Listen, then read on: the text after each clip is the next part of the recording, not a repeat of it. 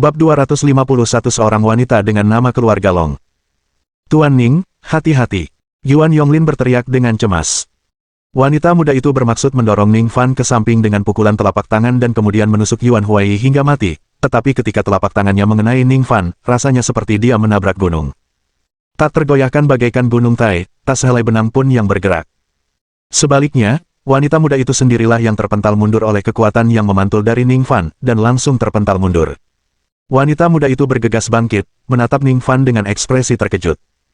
Dia tidak menyangka kalau telapak tangannya, yang berisi seluruh kekuatan batinnya, bahkan tidak bisa membuat tubuh Ning Fan bergoyang sedikitpun. Seberapa kuat orang ini? Suara mendesing. Namun dia segera bangkit, menghentakkan kakinya, dan sekali lagi menyerang Ning Fan bagaikan anak panah, dengan belatinya terangkat tinggi. Kali ini, dia mengincar Ning Fan. Sekalipun Ning Fan sangat kuat, asalkan dia bisa membuatnya menggerakkan tangannya yang memegang jarum perak, dia bisa mengirim Yuan Huai ke kematiannya. Suara mendesing. Belati wanita muda itu memotong udara, langsung membidik leher Ning Fan. Ning Fan mengerutkan kening, tangannya yang memegang jarum perak dan pisau bedah tetap stabil, tetapi tubuh bagian bawahnya bergerak seperti kilat, kakinya menendang dan menghantam dada wanita muda itu. Bang! Wanita muda itu langsung tertembak ke belakang seperti bola meriam, menghancurkan tembok, menyemburkan darah, dan jatuh ke reruntuhan. Suara mendesing. Pada saat ini, beberapa pengawal dari keluarga Yuan bergegas mendekat, dengan cepat menaklukkan wanita muda itu. Tuan Ning, bagaimana kabar kakek saya? Apakah Anda baru saja terkena dampaknya? Yuan Yonglin bertanya pada Ning Fan dengan cemas. Tidak apa-apa. Ning Fan berkata dengan tenang, tangannya melanjutkan pekerjaan mereka. Dari ekspresinya yang tenang, tak seorang pun tahu bahwa ia baru saja berada dalam bahaya besar. Setelah beberapa saat, Ning Fan akhirnya selesai menjahit luka di dada Yuan Huai. Efek obat biusnya berangsur-angsur hilang, dan Yuan Huai pun sadar kembali. Kakek, bagaimana keadaanmu? Tanya Yuan Yonglin khawatir. Tuan Yuan, Anda tidak merasa tidak nyaman, kan? Tanya Direktur Wu dengan gugup. Yuan Huai perlahan berdiri, menarik napas dalam-dalam beberapa kali, melihat ke bawah dan meraba dadanya, lalu dengan tak percaya meraih area di bawah jantungnya. Tuan Yuan, lukanya baru saja dijahit. Anda tidak boleh menyentuhnya. Direktur Wu segera memperingatkan. Tidak apa-apa jika menyentuhnya dengan lembut, kata Ning Fan. Dia sama sekali menghindari pembuluh darah selama operasi dan tidak merusak organ lain, dia hanya memotong kulit dan otot. Sama halnya ketika seseorang secara tidak sengaja terpotong oleh sesuatu yang tajam, mereka mungkin tidak merasakannya sama sekali, dan tidak terjadi pendarahan, karena pembuluh darah secara tidak sengaja terhindari. Luka yang tidak merusak pembuluh darah sangat mudah dan cepat sembuh. Rasanya luar biasa. Sudah puluhan tahun saya tidak pernah merasa senyaman ini. Yuan Huai berseru kaget dan gembira. Ia telah tersiksa oleh peluru ini selama puluhan tahun, dan kini ia akhirnya terbebas dari penderitaan ini. Rasa lega dan bahagianya tak terlukiskan. Tuan Ning, izinkan Yuan membungkukkan badan sebagai tanda terima kasih. Dalam kegembiraannya, Yuan Huai hendak memberi hormat yang dalam kepada Ning Fan. Tuan Yuan, tidak perlu formalitas seperti itu. Ning Fan segera mengulurkan tangannya sebagai isyarat untuk menghentikannya, dan kekuatan spiritual yang tak terlihat menghalangi Yuan Huai untuk menekuk pinggangnya, tidak peduli seberapa keras dia berusaha. Yuan Huai menatap Ning Fan dengan pandangan terkejut lagi, ini adalah kedua kalinya dia merasa terkejut seperti itu. Tuan Ning, terima kasih telah mengeluarkan peluru dari tubuh kakek saya dan menyelamatkan nyawanya. Apapun imbalan yang Anda inginkan, jangan ragu untuk memintanya. Saya akan memenuhinya semampu saya. Yuan Yonglin juga mengungkapkan rasa terima kasihnya yang sebesar-besarnya. Ya, adik Ning, kau tidak boleh menolak seperti kemarin, tidak menerima apapun akan membuatku, Yuan tua, tidak punya tempat untuk menaruh mukaku, kata Yuan Huai dengan suasana hati yang baik sambil terkekeh. Saya menyelamatkan Tuan Yuan karena rasa hormat atas jasanya di masa lalu kepada negara, tidak perlu ada balasan, tegas Ning Fan sambil menggelengkan kepala. Dekan Wu pun segera melangkah maju dan memeriksa Yuan Huai, sambil berkata dengan penuh semangat, Tuan Yuan, sekarang pelurunya sudah dikeluarkan, dengan kondisi fisik Anda bisa hidup 20 tahun lagi tanpa masalah. Kemudian, Dekan Wu membungkuk kepada Ning Fan dan berkata dengan penuh penyesalan dan ketulusan, Tuan Ning, saya harus meminta maaf atas kesalahan saya sebelumnya. Saya tidak percaya pada kemampuan medis Anda, dan saya sangat menyesalinya. Baru sekarang saya menyadari bahwa keahlian medis Anda sungguh luar biasa. Anda pasti seorang penyembuh hebat yang tersembunyi di antara orang-orang biasa. Saya mohon maaf atas kekasaran saya sebelumnya. Tidak apa-apa, Ning Fan hanya menggelengkan kepalanya. Bajingan, aku akan membunuhmu. Aku akan membunuhmu. Pada saat itu, seorang wanita muda yang ditahan oleh beberapa pengawal keluarga Yuan meronta mati-matian dan berteriak marah. Siapa kau? Kenapa kau mencoba membunuh kakekku? Tanya Yuan Yonglin dengan wajah dingin. Kakekmu orang yang tidak tahu berterima kasih, tentu saja aku ingin membunuhnya, ejek wanita muda itu. Tepat ketika Yuan Yonglin hendak memerintahkan pengawalnya untuk membawa wanita muda itu pergi untuk diinterogasi, Yuan Huai memberi isyarat agar mereka berhenti dan bertanya, kalian bilang aku tidak tahu berterima kasih. Selama bertahun-tahun ini, tidak ada yang pernah menuduhku seperti itu. Bisakah kalian menjelaskan mengapa kalian berkata begitu? Senyum sinis wanita muda itu semakin dingin saat ia menjawab, Yuan Huai, beraninya kau mengaku bukan penjahat yang tidak tahu berterima kasih. Apa kau lupa saudara angkatmu di Gunung Wolong? Mendengar nama itu, tubuh Yuan Huai tersentak, dan dia cepat-cepat bertanya, kamu, siapakah kamu di hadapan Han Feihu dari Gunung Wolong? Saya cucunya, Han Suanger, kata wanita muda itu. Wajah Yuan Huai menunjukkan penyesalan, dan ia melambaikan tangannya ke arah para pengawal, berkata, lepaskan dia, lepaskan dia. Aku, Yuan, tidak perlu malu terhadap langit dan bumi, maupun terhadap negaraku, tetapi aku berutang budi kepada saudara angkatku, Han Feihu. Para pengawal tidak punya pilihan selain patuh dan melepaskan Suanger. Aku akan kembali untuk membunuhmu, kata Suanger sambil menggertakkan giginya. Dengan kemampuanmu yang tak seberapa, kalau bukan karena operasi kakekku hari ini yang memberimu kesempatan, kau bahkan tak akan bisa masuk ke gerbang keluarga Yuan. Kalau kau berani datang lagi, aku akan memastikan kau pergi secara horizontal, kata Yuan Yonglin terus terang. Suanger mendengus dingin, menatap Ning Fan dalam-dalam, dan berkata dengan marah, dasar pria terkutuk, membantu seorang tiran. Cepat atau lambat, aku juga akan membunuhmu. Setelah berkata demikian, dia melompat berdiri dan meninggalkan kediaman Yuan. Ning Fan kemudian menyeduh obat dan memberikan Yuan Huai beberapa pil peremajaan dan cairan spiritual, lalu menginstruksikannya untuk mengoleskannya pada luka. Ia meyakinkannya bahwa lukanya akan sembuh dalam 1 atau 2 hari. Saat malam menjelang, Ning Fan menolak undangan Yuan Huai dan Yuan Yonglin untuk tinggal dan meninggalkan kediaman Yuan. Melihat sosok Ning Fan yang semakin menjauh, Yuan Huai tiba-tiba menyipitkan matanya dan berkata, tiba-tiba aku merasa adik muda Ning ini agak mirip dengan seorang kenalan lama dari bertahun-tahun yang lalu. Apakah itu Han Feihu yang baru saja kamu sebutkan? Tanya Yuan Yonglin. Bukan, dia wanita bermarga Long, wanita yang kecantikan dan keanggunannya tak tertandingi. Benar-benar mirip, gumam Yuan Huai. Bab 252 lawan dari peringkat King Yun. Marga Naga. Wanita yang sangat anggun. Kakek, tolong ceritakan tentang dia, kata Yuan Yonglin penasaran. Yuan Huai merenung sejenak sebelum perlahan membuka mulutnya dan berkata, kembali di medan perang, kami diserang musuh. Menghadapi musuh 10 kali lipat lebih banyak, kami berada dalam situasi yang mengerikan. Tepat saat kami menembakkan peluru terakhir dan hendak menghadapi senapan mesin musuh dengan bayonet kami, wanita itu tiba-tiba muncul. Dia turun seperti Dewi Sembilan Surga yang misterius, menghunus pedang kayu, ki pedangnya menyapu, menerangi malam seolah-olah siang hari. Dengan satu tebasan pedangnya, dia membunuh 3.000 musuh. Keanggunan yang tak tertandingi. Tentang dia, kami tidak tahu apa-apa, hanya saja nama belakangnya adalah Naga. Setelah Yuan Huai selesai berbicara, wajahnya menunjukkan ekspresi hormat untuk waktu yang lama. Jadi kakek, ketika kakek mengatakan Ning Fan mirip dengan naga senior ini, apakah maksud kakek dari segi penampilan? Tanya Yuan Yonglin. Memalukan untuk mengatakannya, tapi aku belum pernah melihat wajah senior dragon dari dekat. Yang kumaksud dengan kemiripan adalah kesan yang dia berikan, auranya. Itu semacam intuisi. Yuan Huai menggelengkan kepalanya dan berkata, kakek, jangan terlalu dipikirkan. Kakek harus istirahat lebih awal, apalagi kakek baru saja mengeluarkan peluru dan luka kakek belum sepenuhnya sembuh. Lagi pula, besok ada peringkat King Yun, kakek masih harus, saran Yuan Yonglin. Untuk peringkat King Yun besok, demi menghindari kecurigaan bias, saya sudah memutuskan untuk mundur dari Dewan Juri. Kalian harus berpartisipasi dalam evaluasi peringkat King Yun besok, jadi kalian harus beristirahat lebih awal dan bersiap, kata Yuan Huai. Yuan Yonglin berkata dengan bangga, kakek tidak perlu khawatir. Meskipun ada banyak peserta di peringkat King Yun kali ini, tidak banyak yang memiliki daya saing yang sesungguhnya. Kebanyakan hanya Hong Jinrui dari keluarga Hong, Kong Tiansheng dari keluarga Kong, dan Fei Liang, putra pemimpin aliansi bela diri provinsi Jiang kita. Yuan Huai tiba-tiba menghela napas dan berkata, sayang sekali, Ning Fan sepertinya orang luar dan tidak berpartisipasi dalam peringkat King Yun besok. Jika dia berpartisipasi, dengan kemampuannya, dengan kekuatan Ning Fan, dia mungkin tidak akan lolos ke peringkat King Yun. Kakek, jangan lupa, peringkat King Yun tidak sesederhana itu.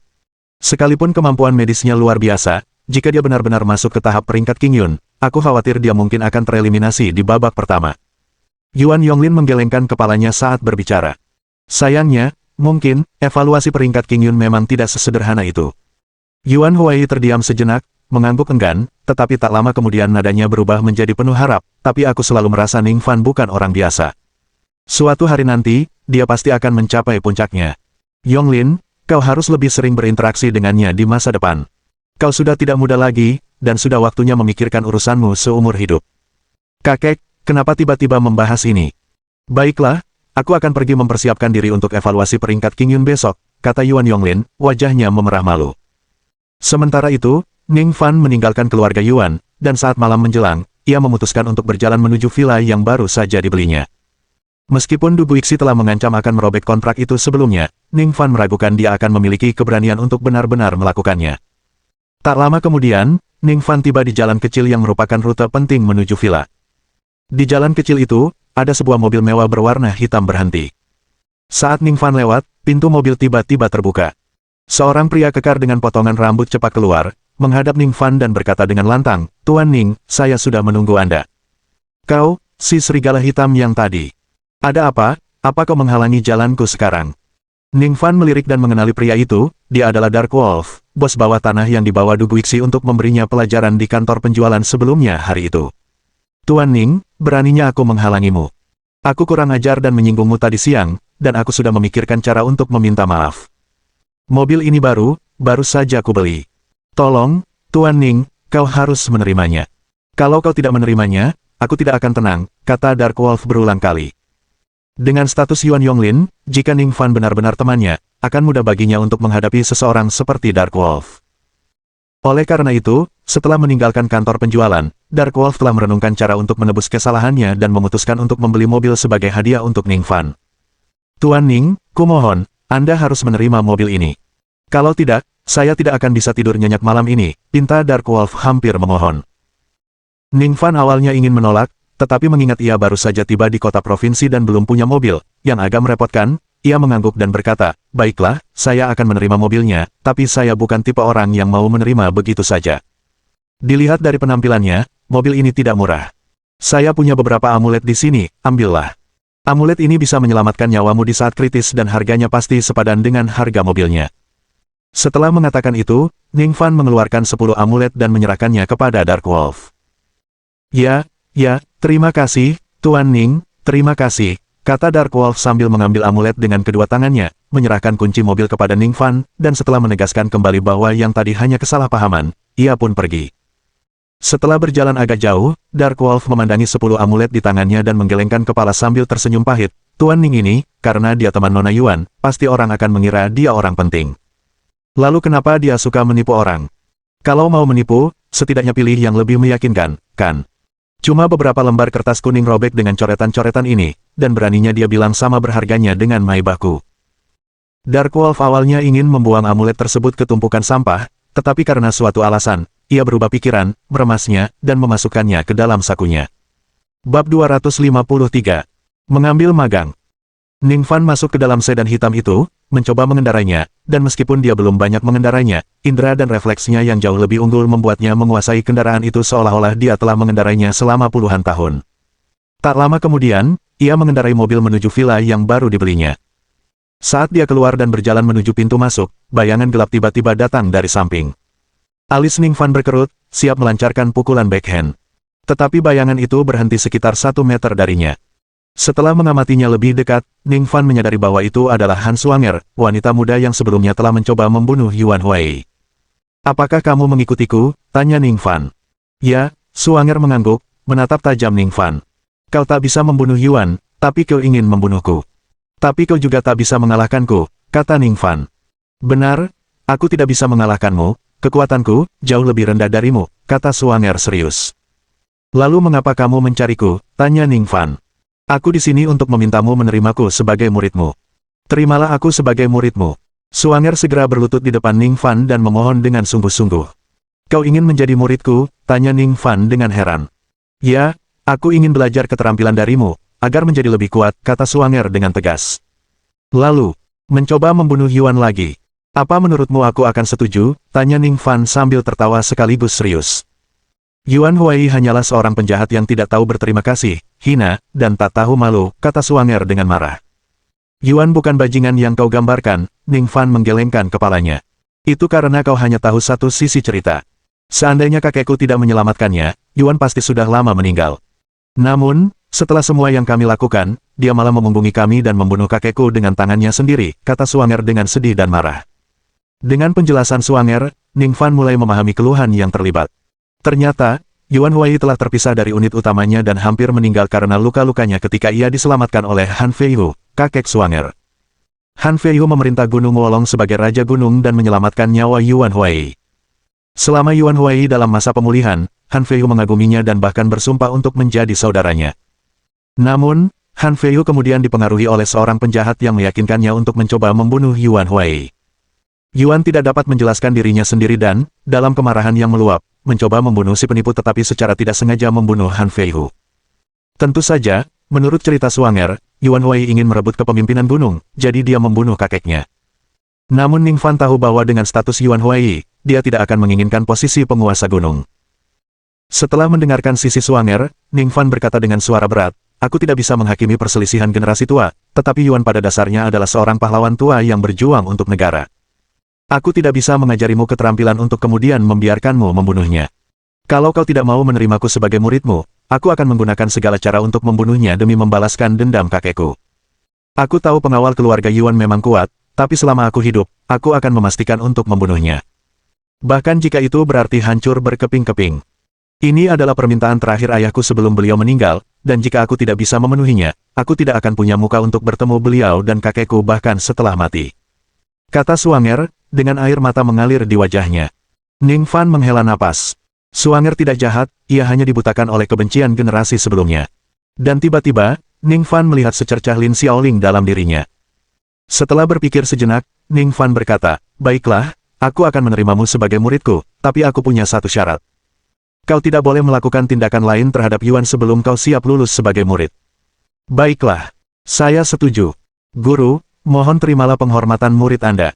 Suanger sangat gembira dan segera bersujud 3 kali tanpa ragu.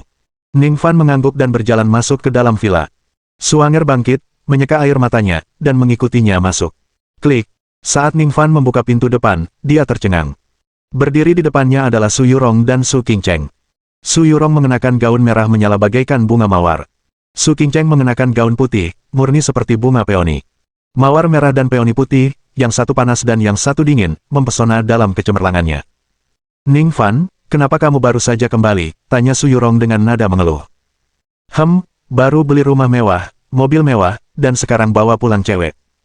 Cek. Ning Fan, oh Ning Fan, kamu beneran bisa, ya. Cuma setengah hari di kota provinsi, kamu udah punya rumah, mobil, dan cewek. Su Qingcheng berbicara dengan nada mengejek, melirik mobil yang terparkir di pinggir jalan lalu ke arah Suanger. Mobil ini bukan saya yang beli, melainkan pemberian orang lain. Namun, saya sudah mengembalikan sesuatu yang jauh lebih berharga kepada mereka. Namanya Suanger, murid baruku. Suanger, ini Su Yurong, pacarku, ini Su Qingcheng, sahabat pacarku. Ning Fan memperkenalkan mereka dengan tenang. Nona Su, senang bertemu kalian, Suanger menyapa keduanya.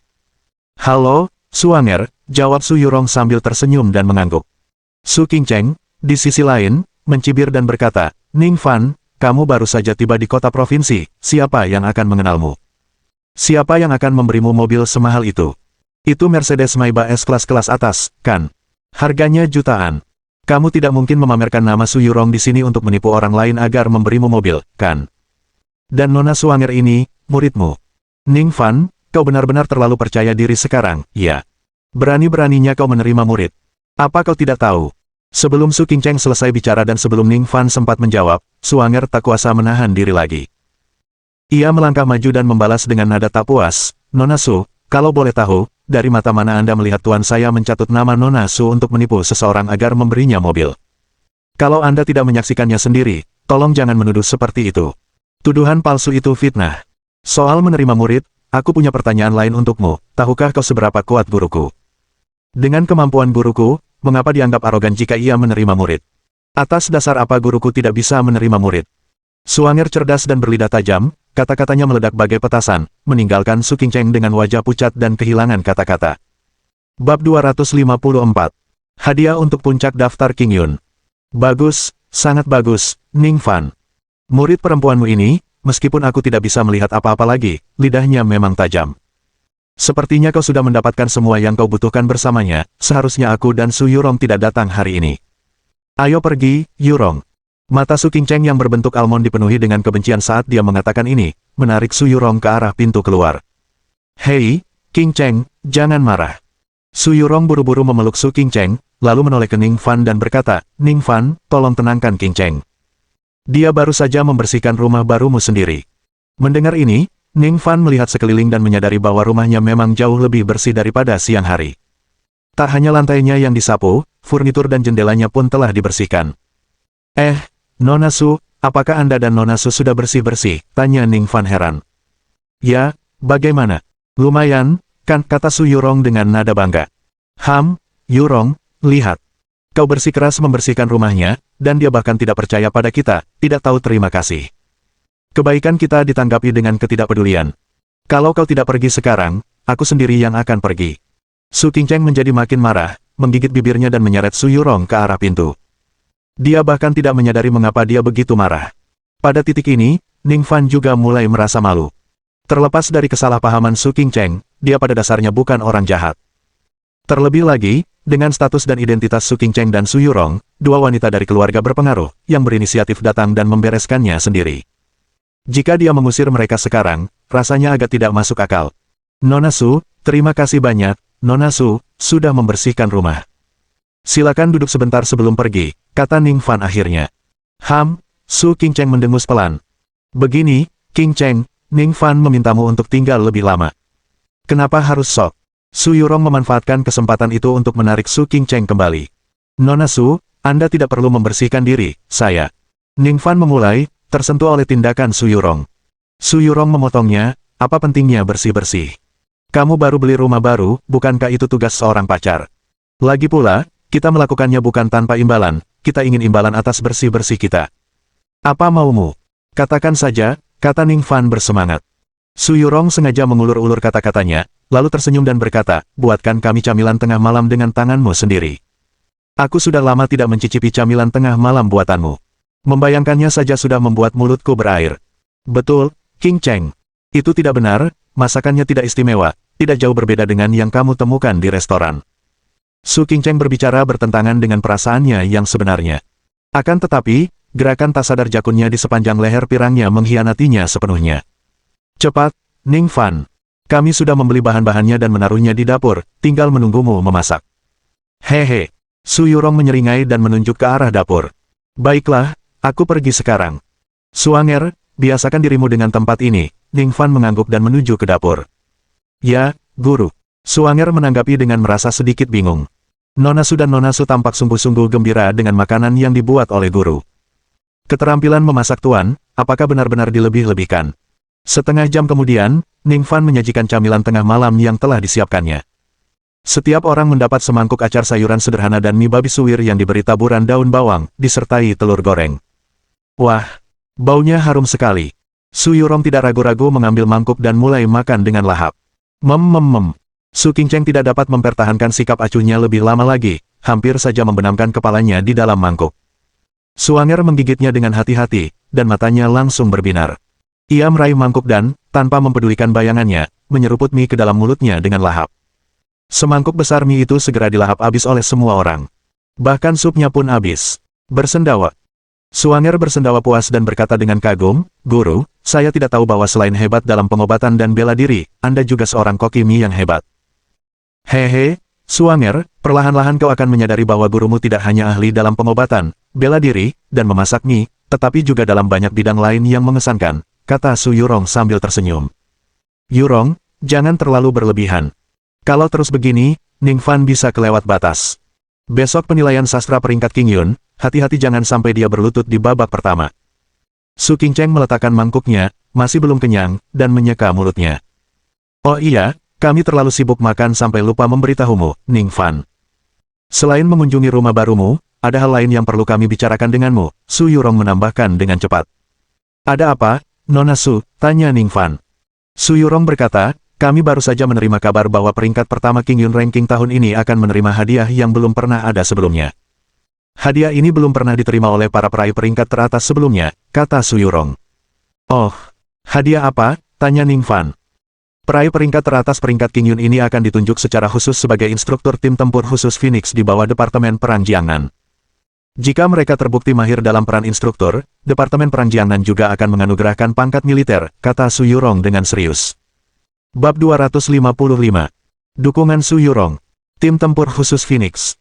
Mendengar nama itu, Ning Fan tertegun sejenak dan langsung teringat, beberapa hari yang lalu di River City, tunangannya yang belum pernah ia temui, Mo Wanxing, telah mencarinya. Saat itu, dia memperkenalkan dirinya sebagai kapten tim tempur khusus Phoenix, mengatakan bahwa dia tidak layak untuknya, dan dia ingin membatalkan pertunangan mereka. Satu-satunya cara agar dia tidak mengakhiri pertunangannya adalah jika dia dapat mengklaim posisi teratas di peringkat awan hijau. Pantas saja Mo Wanxing terakhir kali bilang kalau aku ingin dia tidak membatalkan pertunangan, aku harus mengamankan posisi teratas di peringkat awan hijau. Ternyata, peringkat teratas itu bisa menjadi instruktur tim tempur khusus Phoenix. Bukankah itu berarti peringkatku akan jauh lebih tinggi darinya, kapten tim pasukan khusus? Ning Fan tersenyum kecut. Kapten, maksudmu, salah satu tunanganmu, Mo Wanxing, adalah kapten tim tempur khusus Phoenix. Su Yurong dan Su Qingcheng terkejut. Ya, saya lupa memberitahukan identitasnya terakhir kali, kata Ning Fan.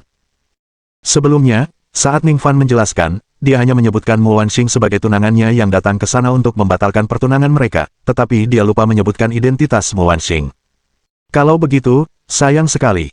Apa itu berarti kita hanya bisa menyaksikan tanpa daya ketika hadiah luar biasa untuk posisi teratas di peringkat awan hijau lenyap begitu saja? Itu kan posisi instruktur dengan pangkat militer, seru Su Yurong tanpa sadar.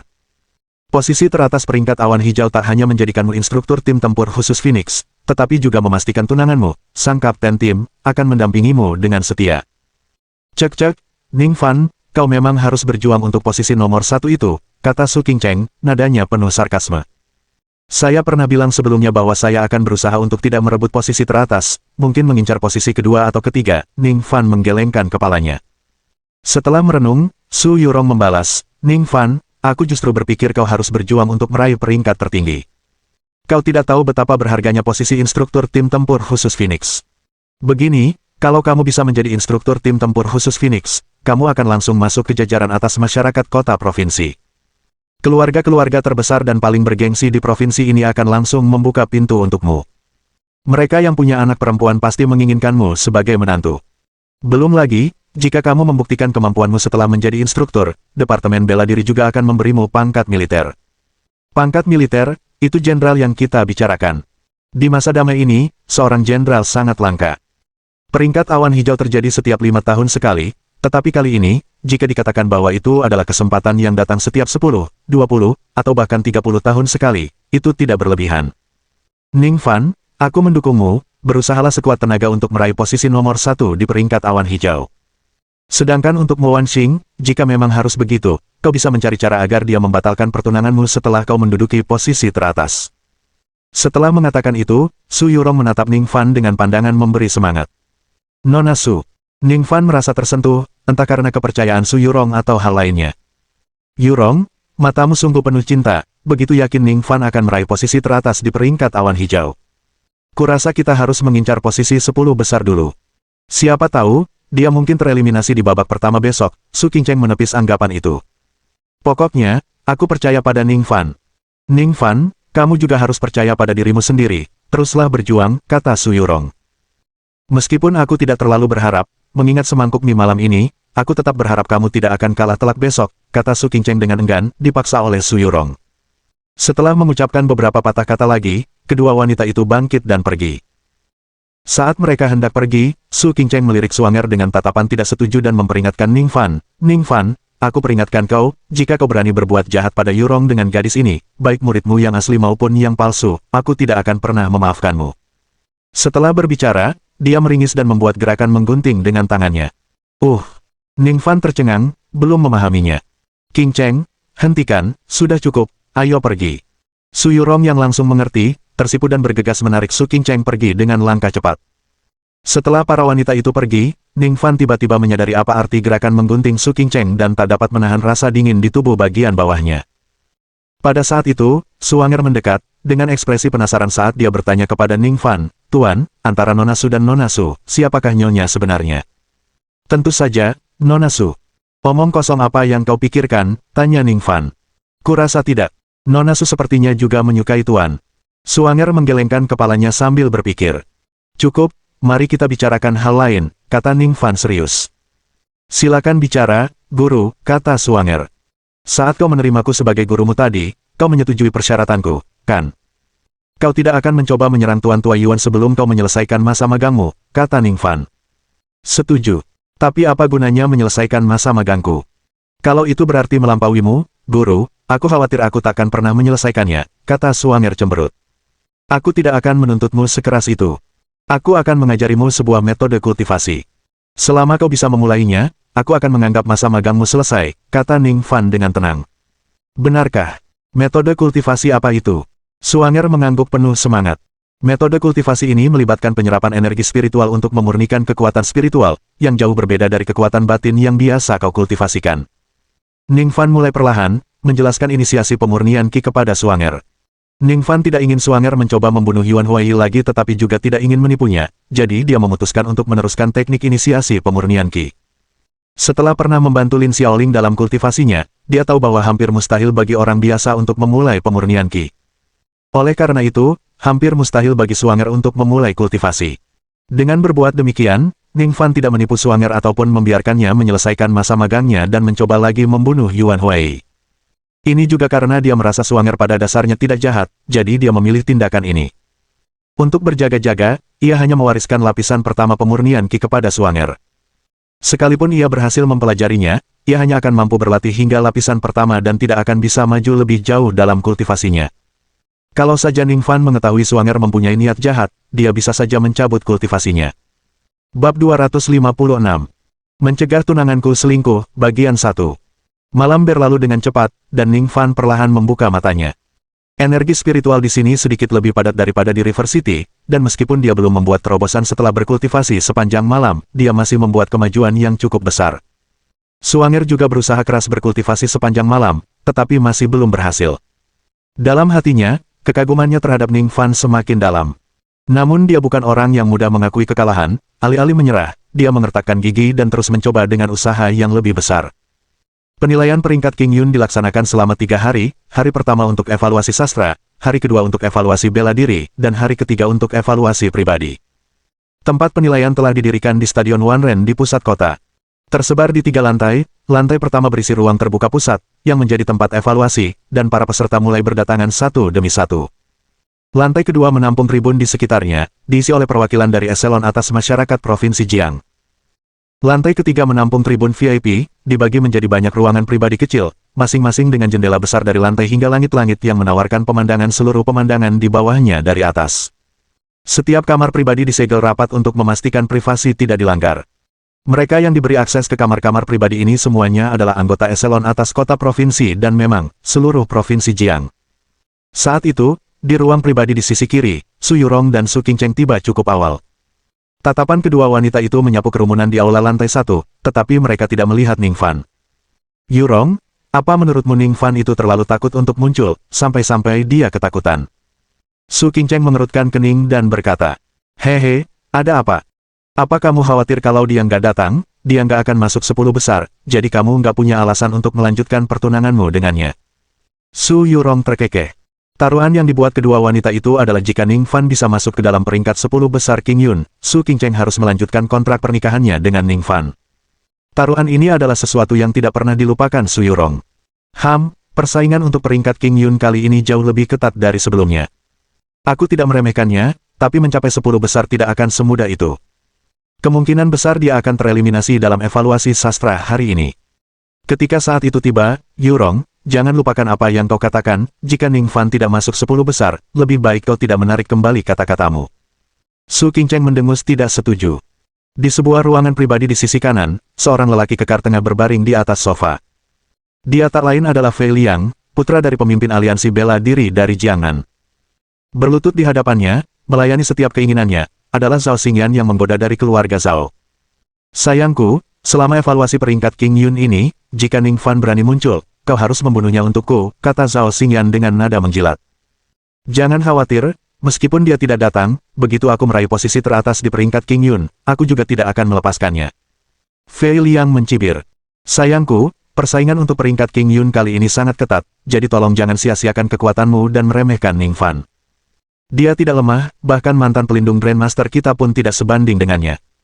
Zhao Xingyan mengungkapkan kekhawatirannya. Fei Liang tersenyum angkuh dan berkata, tenang saja, ayahku sudah mengatur evaluasi peringkat King Yun, posisi teratas sudah ditentukan untukku.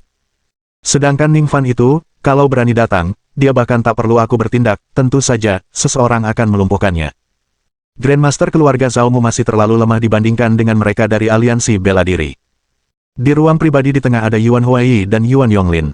Kakek, bagaimana lukamu? Apakah kakek merasa tidak nyaman hari ini? Tanya Yuan Yonglin dengan khawatir. Haha, aku merasa luar biasa sekarang. Lukanya seharusnya sudah sembuh total. Kalau saja aku tidak setua ini, aku pasti ingin ikut peringkat King Yun sendiri. Yuan Huai tertawa terbahak-bahak, membolak-balik daftar nama di tangannya. Daftar ini berisi daftar peserta evaluasi peringkat King Yun. Yuan Huai biasanya sudah mengaksesnya jauh lebih awal, lagi pula, dialah pendiri peringkat King Yun. 30 tahun yang lalu, ketika Yuan Huai datang untuk memerintah Provinsi Jiang, ia mendirikan King Yun Rankings, mengadakan kompetisi setiap 5 tahun dan secara pribadi bertindak sebagai juri setiap tahun. Tahun ini, terutama karena ia telah mengundurkan diri dari garis depan, dan karena cucunya Yuan Yonglin berpartisipasi, ia secara sukarela mengundurkan diri dari panel juri untuk menghindari konflik kepentingan. Namun demikian, pagi tadi, tim juri telah menyampaikan daftar nama peserta untuk penilaian tahun ini. Aku lega kakek baik-baik saja.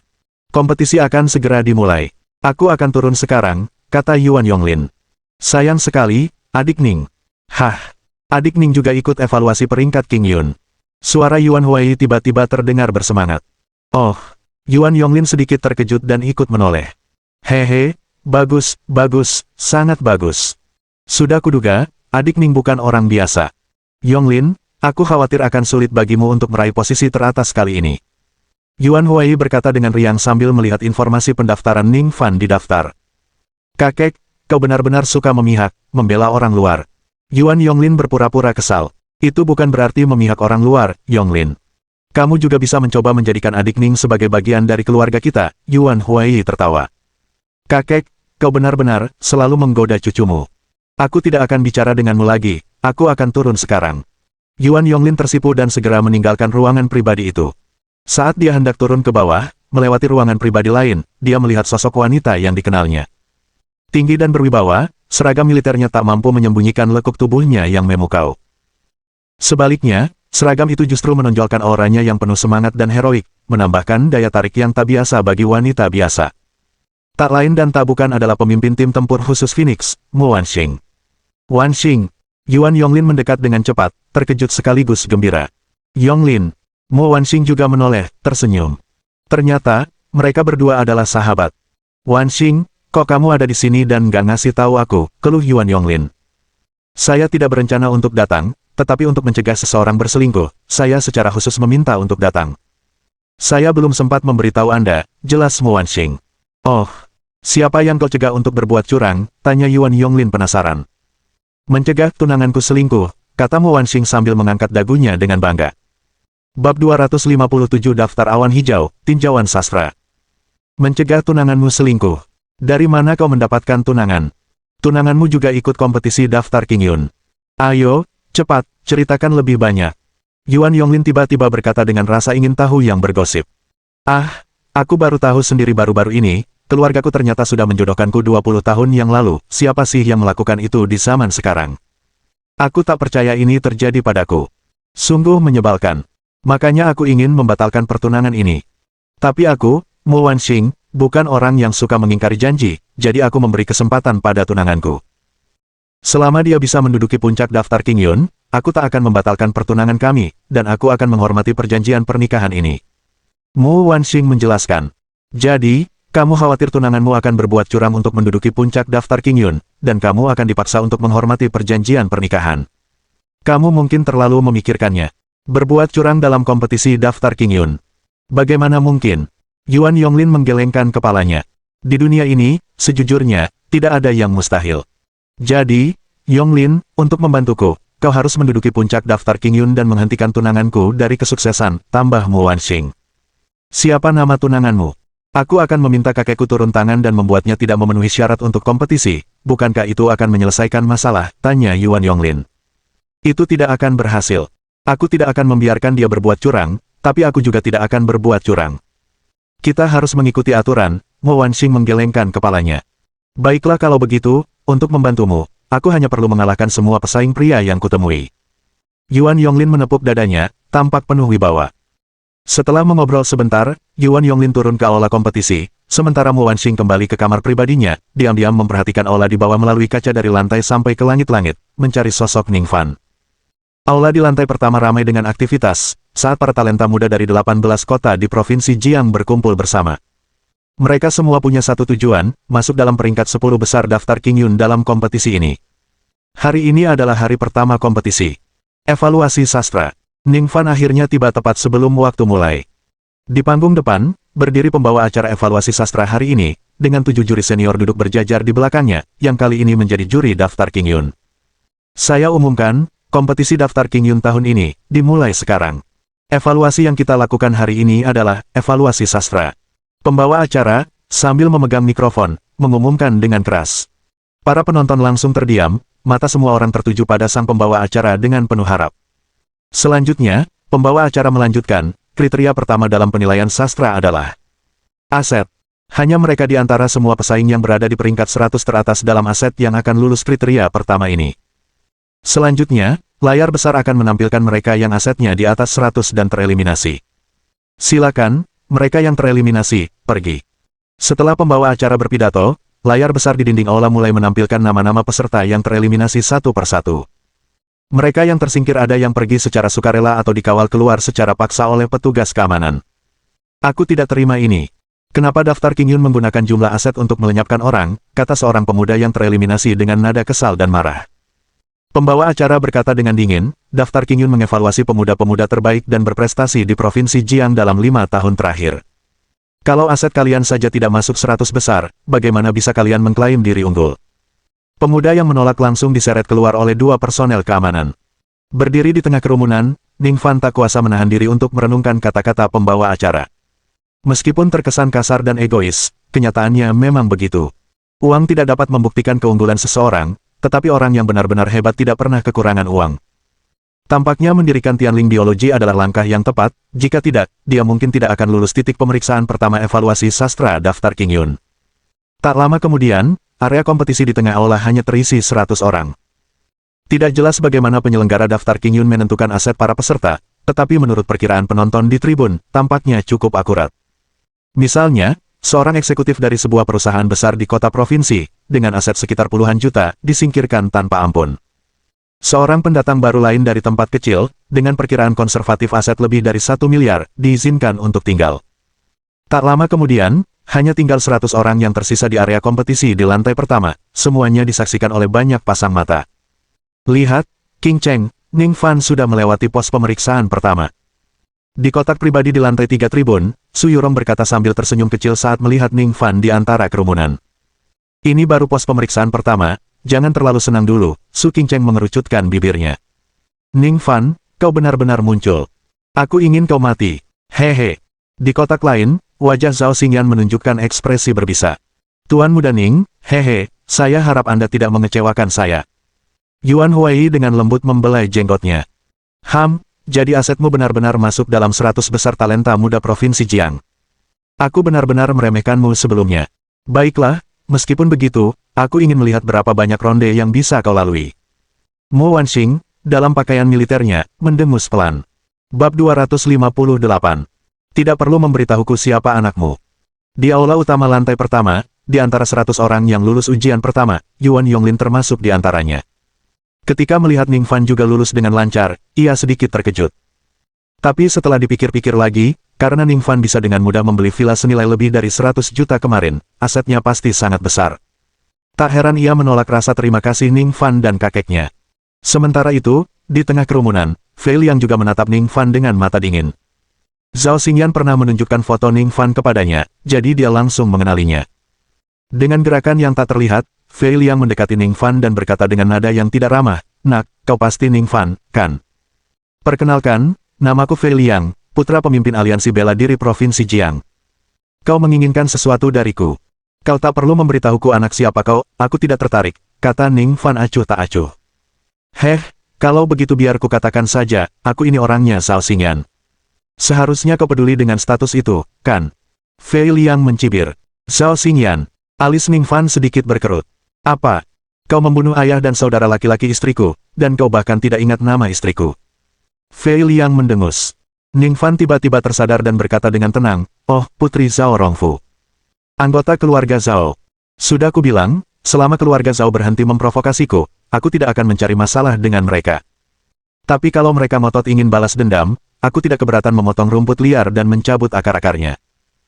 Karena kau orangnya Zhao Xingyan, aku ingin kau menyampaikan pesan padanya, kalau dia mau balas dendam, silakan saja, tapi dia harus bersiap bertemu ayahnya, Zhao Rongfu, dan saudara laki-lakinya, Zhao Xinghui, di akhirat. Fei Liang mencibir, yang akan bertemu Zhao Rongfu dan Zhao Xinghui, arwah-arwah mati itu, adalah kau, bocah bermarganing. Demi wanitaku, aku akan menghajarmu sampai mati di pertandingan bela diri besok. Saranku, kalau kau ingin hidup beberapa hari lagi, mundurlah dari kompetisi peringkat King Yun sekarang juga dan larilah, semakin jauh semakin baik. Jangan pernah kembali ke Provinsi Jiang lagi, atau kau akan mati mengenaskan. Dulu banyak yang menginginkanku mati, tapi sekarang mereka semua sudah mati. Kalau kau bersedia bergabung dengan mereka, aku tidak keberatan, aku bisa mengirimmu ke kematianmu. Ningfan mempertahankan ekspresi tenangnya. Fei Liang hendak meneruskan ucapannya ketika Yuan Yonglin yang mengerutkan kening mendekat dari jarak tidak jauh. Fei Liang, kau mengincar temanku, tanya Yuan Yonglin tanpa rasa bersalah. Nona Yuan, temanmu, pria bernama Ning ini, apa dia pantas? Tanya Fei Liang terkejut. Fei Liang, aku minta kau menunjukkan rasa hormat pada temanku. Dia penyelamat kakekku.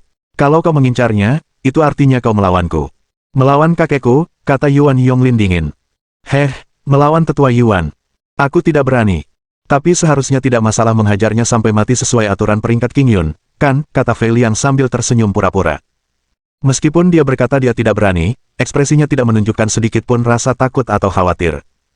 Penatua Yuan Huai mungkin pernah memegang jabatan tinggi, tetapi bagaimanapun juga, dia sekarang sudah pensiun.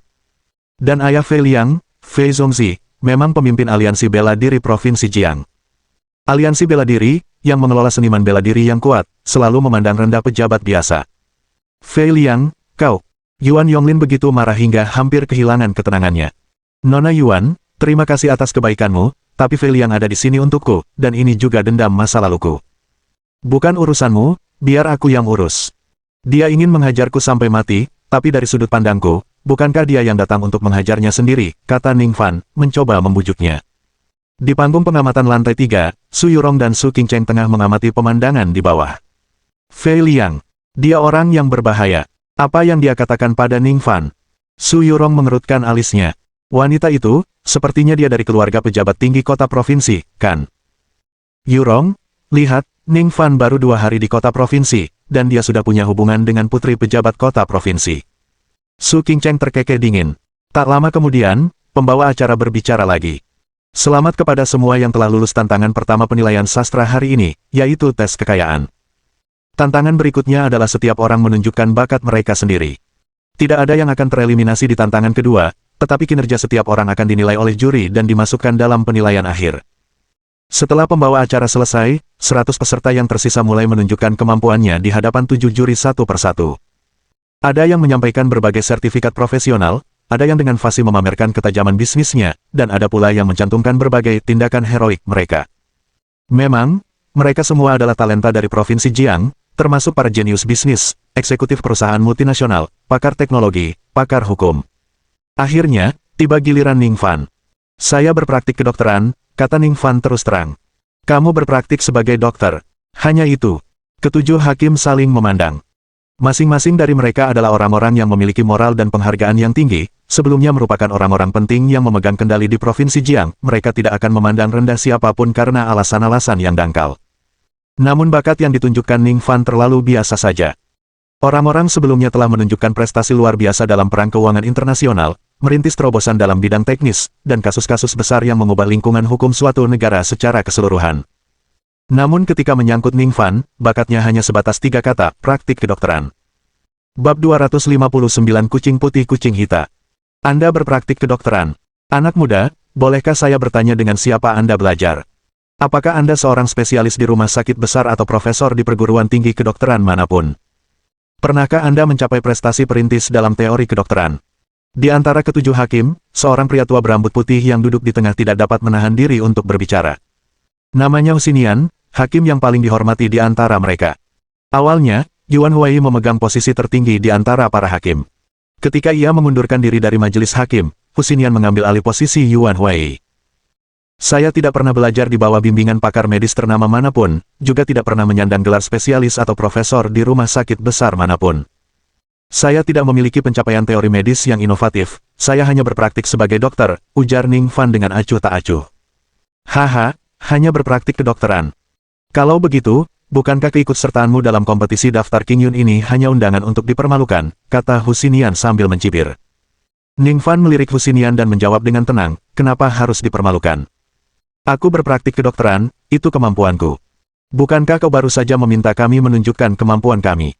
Seringai di wajah Husinian semakin dalam saat ia berkata, anak muda, kau tak bisa mendaki daftar King Yun hanya dengan omong kosong. Kau mengaku berpraktik kedokteran, tetapi kau tak punya guru, jabatan, dan prestasi. Bagaimana kau bisa membuktikan bahwa keahlian medismu melampaui dokter lain? Jika kau hanya punya keahlian rata-rata, mengingat betapa luasnya dunia ini, banyak sekali yang berpraktik kedokteran. Bukankah seharusnya semua orang berhak untuk mendaki daftar King Yun? Kompetisi ini akan berubah menjadi apa? Tuan Hu benar. Pemuda ini mungkin tidak punya bakat khusus dan hanya membuat keributan yang tidak masuk akal, seseorang setuju. Tuan Hu, jangan buang-buang waktu dengannya, beri dia poin 0 saja, saran yang lain.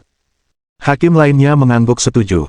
Para pengamat di dalam aula juga melemparkan pandangan mengejek ke arah mereka, berbisik di antara mereka sendiri. Ada apa dengan edisi daftar King Yun ini? Bagaimana orang-orang jahat seperti itu bisa masuk? Apakah orang Ning ini dari pedesaan? Kau pikir dia bisa berlagak di panggung daftar King Yun dengan keterampilan medis yang pas-pasan? Sungguh memalukan. Anak itu terlihat sangat bodoh. Bagaimana mungkin dia lulus kualifikasi awal? Pasti ada kesalahan. Saya sarankan kita verifikasi keaslian surat-suratnya dan langsung keluarkan dia. Di tengah komentar semua orang, Husinian juga menggelengkan kepalanya, siap untuk langsung memberi Ning Fan skor 0. Meskipun mendapat nilai 0 di babak ini tidak akan memengaruhi nilai lainnya, jika Ning Fan benar-benar mendapat nilai 0, peluangnya untuk memuncaki daftar King Yun akan pupus. Yuan Yonglin di antara kerumunan mengerutkan kening, ingin membela Ning Fan, tetapi sebagai seorang kontestan, berbicara membelanya dapat langsung dianggap kolusi oleh para juri. Meskipun statusnya tidak biasa, dia tidak diakui sebagai ahli medis. Terlebih lagi, dengan setiap orang yang hadir memegang status penting, bahkan banyak yang lebih tinggi darinya, intervensinya tidak akan berarti apa-apa. Hakim-hakim ini benar-benar bingung. Kucing yang baik adalah kucing yang bisa menangkap tikus, entah itu putih atau hitam. Soal keterampilan medis, yang bisa menyelamatkan nyawa sungguh luar biasa. Tapi mereka bersikeras membahas master, posisi, dan teori, terlalu kaku. Su Qingcheng mengerutkan kening tidak setuju dan berkata dari kamar pribadinya di lantai 3. Qingcheng, apa kau mengkhawatirkan Ning Fan? Jangan khawatir, kau seharusnya percaya padanya. Kemunduran sekecil itu tidak akan mengganggunya, kata Su Yurong sambil tersenyum tipis. Yurong, terkadang aku benar-benar tidak mengerti mengapa, dari awal hingga sekarang, kau begitu percaya tanpa syarat pada Ning Fan, begitu teguh dalam keyakinanmu, kata Su Qingcheng dengan kerutan bingung.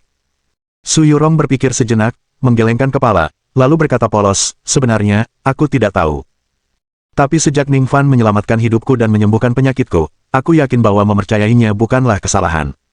Itu, mungkin intuisi. Intuisi.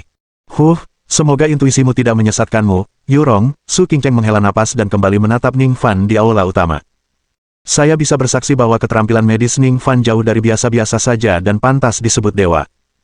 Keahliannya tentu saja tidak kalah dengan ahli medis manapun di Provinsi Jiang. Sebuah suara tiba-tiba terdengar dari tribun lantai 2. Kemudian, seorang pria parubaya dengan cepat berjalan ke panel juri di lantai pertama. Semua mata tertuju dan segera mengenali pria itu, dia adalah Direktur Wu dari rumah sakit terkemuka di provinsi itu. Direktur Wu, kau ingin menjamin kemampuan medis Ning Fan. Apa kau bilang kemampuannya sebanding dengan ahli medis manapun di provinsi Jiang? Bukankah itu agak berlebihan? Husinian sedikit melembutkan nadanya. Direktur Wu merupakan tokoh penting dalam komunitas medis provinsi tersebut, dan Husinian, terlepas dari statusnya yang tinggi, tidak ingin menyinggung perasaannya.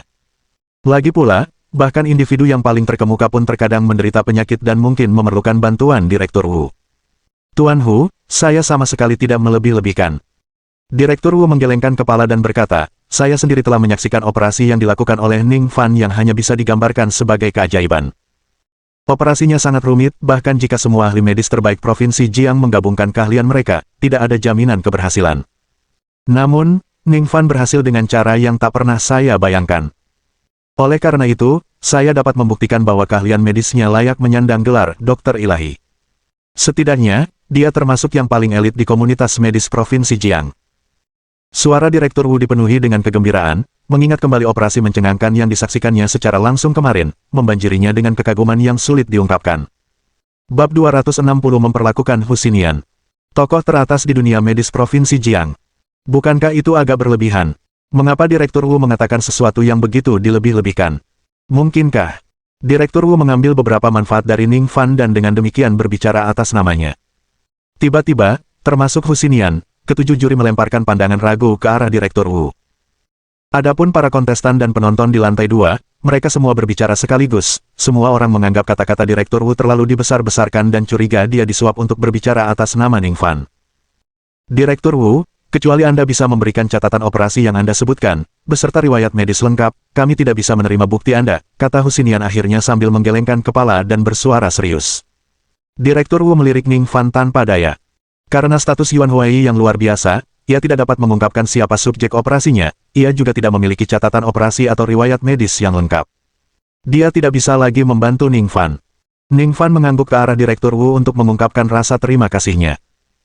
Ning Fan, karena bukti dari Direktur Wu tidak dapat diterima, jika kamu tidak dapat menunjukkan bukti lain untuk membuktikan kemampuan medismu, maka kita harus berasumsi bahwa kamu tidak memiliki bakat ini, kata Hu Xinian kepada Ning Fan. Setelah memperhatikan Hu Xinian dengan saksama, Ning Fan kemudian berkata, keterampilan medis memang untuk menyelamatkan nyawa. Baiklah, karena kau ingin aku membuktikannya, biar aku saja yang membuktikannya padamu. Dengan itu, Ning Fan berjalan langsung ke Hu Xinian dan mengulurkan tangannya untuk menggenggam pergelangan tangannya. Sesaat kemudian, Ning Fan mengerutkan kening dan berkata dengan suara berat, Pak Tua Hu, apakah akhir-akhir ini jari-jarimu terasa kesemutan, pusing, pandangan kabur, atau kurang bertenaga? Apa? Kau benar-benar ingin mendiagnosisku di sini? Kami orang-orang tua ini sudah sibuk mempersiapkan kompetisi daftar King Yun ini selama berhari-hari, tentu saja kami pusing dan tak enak badan. Di usia kami, siapa yang tidak sesekali merasa pusing atau kurang bersemangat? Soal mati rasa di jari, aku sudah mengalaminya selama 10 tahun, dan bukankah tidak apa-apa, kata Hu Xinian sambil mencibir. Ning Fan menarik tangannya dan perlahan menggelengkan kepalanya, lalu berkata, Pak Tua Hu, aku punya nasihat untukmu. Kau dalam bahaya besar saat ini, kau bisa terkena infak cerebral atau stroke kapan saja. Jika itu terjadi, paling banter kau akan lumpuh dan kehilangan kemampuan berpikir, dan paling parah bisa mengancam jiwa. Aku sarankan kau pergi ke rumah sakit untuk berobat sekarang juga atau aku bisa membantumu mengobatinya sekarang juga. Berani sekali kau. Sebelum Ning Fan sempat menyelesaikan ucapannya, ia disela oleh raungan Hu Xinian yang menggelegar, Ning Fan, aku sudah berbaik hati memberimu kesempatan, tapi kau malah tidak menghargainya, malah melontarkan omong kosong dan mengejekku. Kau bahkan mengutukku dengan pukulan. Aku tidak mengejekmu, juga tidak mengutukmu. Dengan kondisimu saat ini, dalam 1 hari, kau pasti akan terkena stroke, dan jika tidak ditangani, kau akan lumpuh dan mengalami gangguan mental, atau lebih buruk lagi, meninggal, ujar Ning Fan dengan tenang, tidak terpengaruh oleh luapan emosi Hu Xinian. Haha, oke, Ning Fan, kau benar-benar memenuhi reputasimu sebagai talenta muda di kompetisi daftar King Yun ini. Marah sampai tertawa terbahak-bahak, Hu Xinian menatap Direktur Wu dengan sinis dan berkata, Direktur Wu, lihat, ini, dokter ajaib, yang rela kau pertaruhkan reputasinya untuk menjaminnya. Haha, Direktur Wu, kulihat kau punya keterampilan medis, tapi penilaian karaktermu sangat kurang. Setelah berbicara, Hu Xinian mengabaikan Ning Fan sepenuhnya dan langsung memberinya poin 0 untuk segmen kompetisi ini. Direktur Wu menghela napas dan menggelengkan kepalanya tanpa daya. Hu Tua, saya sarankan Anda mendengarkan Ning Fan, kalau tidak, Anda mungkin akan menyesalinya. Setelah mengatakan ini, dia mengangguk ke arah Ning Fan, lalu berbalik dan pergi, berjalan keluar dari tempat kompetisi. Setelah mendapat skor 0 poin dalam kategori bakat, Ning Fan langsung menjadi sasaran tawa para pesaingnya.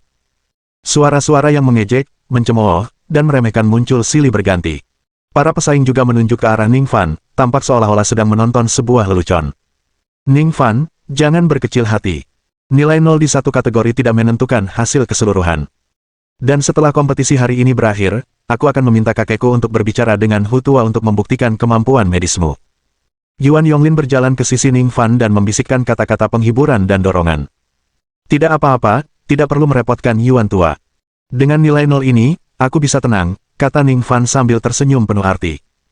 Kamu, apa maksudmu? Tanya Yuan Yonglin bingung. Ning Fan tidak menjawab Yuan Yonglin, tetapi hanya menggelengkan kepalanya ringan. Yah, sekarang dia sudah dapat nilai 0, Ning Fan tidak mungkin masuk 10 besar, ya. Su Qingcheng menghela napas panjang, tidak yakin apakah dia merasa lega, kecewa, atau bingung. Hehe, Qingcheng, tahu nggak? Siswa berprestasi memang sengaja salah menjawab satu soal di ujian, kata Su Yurong sambil tersenyum. Sengaja menjawab pertanyaan yang salah. Su Qingcheng mengerutkan kening. Untuk siswa berprestasi, itu seperti mengendalikan nilai mereka, yaitu mengendalikan nilai yang ingin mereka dapatkan. Ning Fan tidak ingin meraih juara pertama di daftar King Yun, itu sebabnya dia sengaja mendapat nilai 0 di bagian ini, jelas Su Yurong sambil tersenyum. Apa? Su Qingcheng tertegun, lalu akhirnya mengerti dan mengejek. Aku benar-benar bingung harus bilang dia gegabah atau sombong. Atau apakah ketidaktahuan itu kebahagiaan? Anak sapi tidak takut harimau. Meremehkan para pahlawan dunia. Saya tidak tahu tentang itu, yang saya tahu adalah. Senyum Su Yurong semakin manis, matanya melengkung membentuk bulan sabit saat dia berkata, aku hanya tahu bahwa Ning Fan tidak ingin tunangannya, Mu Wanxing, melanjutkan pernikahan mereka, hehe. Mohon dukungan dari omom ante-ante sekalian. Buat subscribe atau sharekan novel Mimin ke Facebook kalian, agar channel Mimin bisa terus berkembang. Dengan begitu, Mimin bisa lebih semangat untuk up novel seru lain ke depannya. Buat teman-teman yang sudah subscribe dan sharekan novel Mimin, Mimin ucapkan terima kasih sebanyak-banyaknya.